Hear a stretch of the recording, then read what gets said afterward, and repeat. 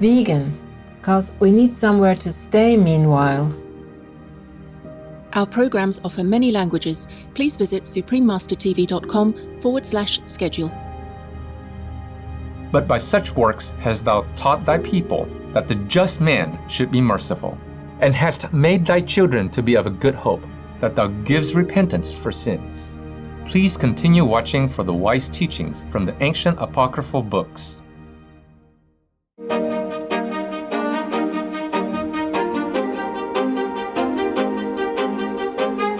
Hola! This is how the open-hearted people of Andorra would welcome you in Catalan, the official language of the Principality. Bright viewers, I'm Alba.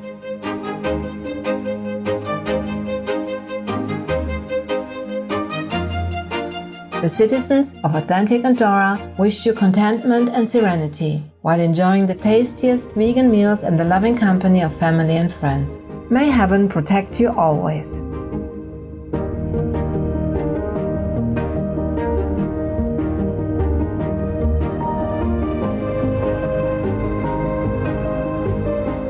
Welcome to Wisdom Guides the Righteous, from the Wisdom of Solomon in the Apocrypha, Part 2 of 2, on Words of Wisdom. The Apocrypha is a group of ancient books with uncertain authorship, whose contents overlap parts of the Christian and Hebrew Bibles. The term Apocrypha means secret, hidden, or non-canonical. Indeed, these books have been considered sacred, with a more advanced teaching than would normally be made available to the general public. The Apocrypha includes 15 books, most of which were influenced by the Jewish canon of the Old Testament. Today, apocryphal books remain part of the Holy Bible in the Catholic and Eastern Orthodox churches, while other Christian traditions still value them for religious study. One of the Apocrypha books is the Wisdom of Solomon, in which wisdom is personified, such is the emphasis placed on that virtue. Written in ancient Greek, the Wisdom of Solomon is believed to have been composed not by the beloved King Solomon himself, but in tribute to him by a Jew from Alexandria, Egypt, centuries later. Let us now continue with the reading from the ancient text of the Apocrypha books titled The Wisdom of Solomon. In this excerpt we are able to reflect on the just power and righteousness shown by the Lord His mercy, as well as on the issue of worshipping artificial gods by those who are ignorant of the real Creator.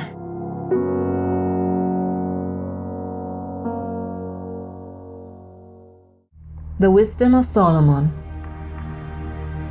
Not that thou wast unable to bring the ungodly under the hand of the righteous in battle, or to destroy them at once with cruel creatures or with one rough word, but executing thy judgments upon them by little and little, thou gavest them place of repentance, not being ignorant that they were a naughty generation, and that their malice was bred in them, and that their cogitation would never be changed.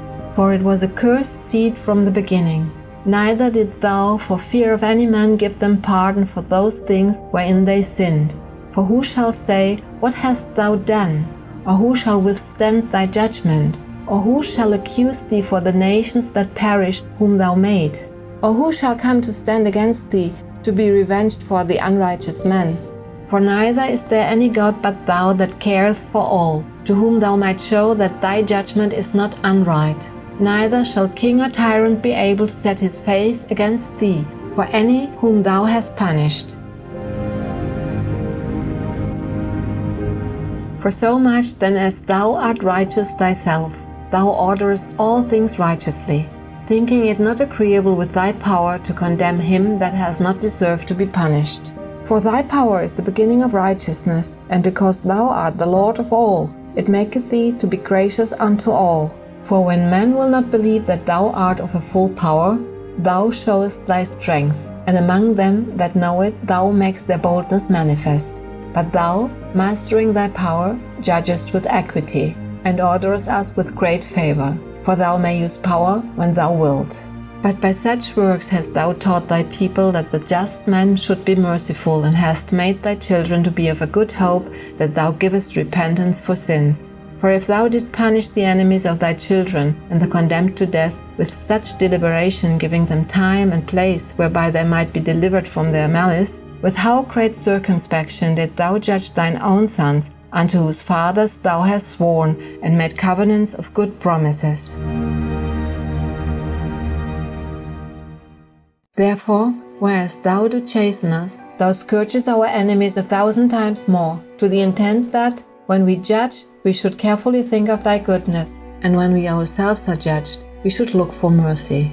Wherefore, whereas men have lived dissolutely and unrighteously, thou hast tormented them with their own abominations. For they went astray very far in the ways of error, and held them for gods, which even among the creatures of their enemies were despised, being deceived as children of no understanding. Therefore unto them, as to children without the use of reason, thou didst send a judgment to mock them. But they that would not be reformed by that correction, wherein he dealt with them, shall feel a judgment worthy of God. For look for what things they grudged when they were punished, that is, for them whom they thought to be gods. Now being punished in them, when they saw it, they acknowledged him to be the true God, whom before they denied to know, and therefore came extreme damnation upon them. Surely vain are all men by nature, who are ignorant of God, and could not, out of the good things that are seen, know him that is. Neither by considering the works did they acknowledge the workmaster, but deemed either fire or wind, or the swift air, or the circle of the stars, or the violent water, or the lights of heaven, to be the gods which govern the world, with whose beauty, if they being delighted, took them to be gods. Let them know how much better the Lord of them is. For the first author of beauty has created them. But if they were astonished at their power and virtue, let them understand by them how much mightier he is that made them. For by the greatness and beauty of the creatures, proportionably, the maker of them is seen.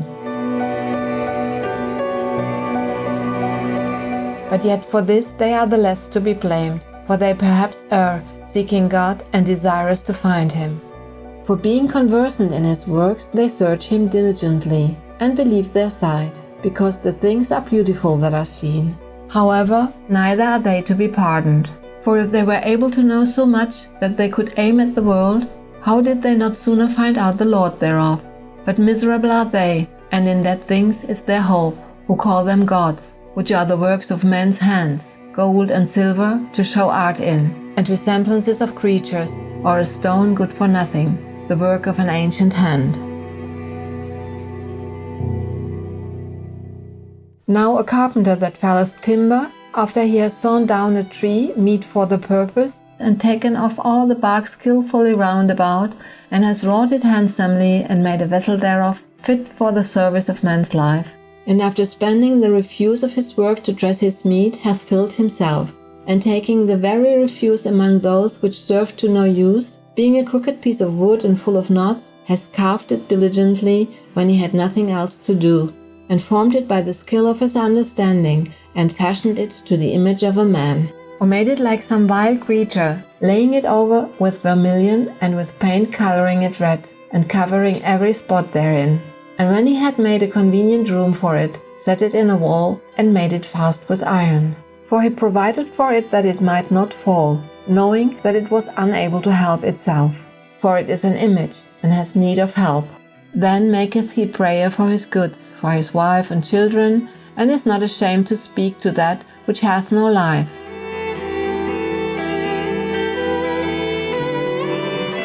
For health he calleth upon that which is weak. For life prays to that which is dead. For aid humbly beseeches that which has least means to help. And for a good journey he asks of that which cannot set a foot forward. And for gaining and getting, and for good success of his hands, asketh ability to do of him that is most unable to do anything. Again, one preparing himself to sail and about to pass through the raging waves calls upon a piece of wood more rotten than the vessel that carries him. For verily, desire of gain devised that, and the workman built it by his skill. But thy providence, O Father, governs it, for thou hast made a way in the sea and a safe path in the waves, showing that thou canst save from all danger, yea, though a man went to sea without art. Nevertheless, thou would not that the works of thy wisdom should be idle, and therefore do men commit their lives to a small piece of wood, and passing the rough sea in a weak vessel are saved. Pious viewers, it was a pleasure to have your company for today's Words of Wisdom. Coming up next is Climate Change and the Increasing Frequency of Worldwide Disasters, Part 3 of 3, right after noteworthy news. Please stay tuned to Supreme Master Television for more constructive programming. May your hearts and souls know ever new spiritual heights and thus bless all in your surroundings, in God's love. Vegan, or are we still playing co-killers? Our programs offer many languages. Please visit suprememastertv.com/schedule and suprememastertv.com/WOW.